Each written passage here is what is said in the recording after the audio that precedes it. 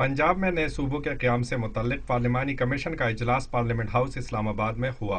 اجلاس میں Peoples party کے فرحت اللہ بابر کو کمیشن کا چیئرمین منتخب کیا گیا۔ اجلاس کے بعد میڈیا سے بات چیت میں فرحت اللہ بابر نے کہا کہ کمیشن 1 ماہ میں اپنی رپورٹ تیار کر کے پارلیمنٹ میں پیش کرے گا۔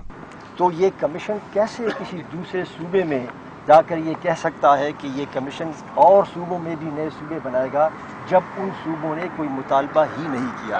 پر یہ مطالبہ پنجاب ہی صوبے سے آیا ہے، قومی اسمبلی ہی سے آیا ہے، تو یہ کمیشن کا تو کام صرف اسی صوبے کا۔ فاروق ستار نے کہا کہ نون لیگ کو بھی اجلاس میں شرکت کرنی چاہیے اور اس تاریخی موقع کو گنوانا نہیں چاہیے۔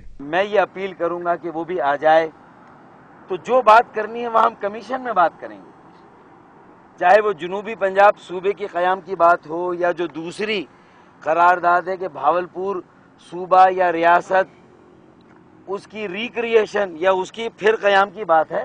میڈیا سے غیر رسمی بات چیت میں خورشید شاہ نے کہا کہ کمیشن میں صرف پنجاب کے ارکان شامل کرنے کا مطالبہ پارلیمنٹ کی توہین ہے۔ مسلم لیگ نون اس مرحلے پر رکاوٹ نہ ڈالے اور چاہے تو اسمبلی میں کمیشن کی مخالفت کر لے۔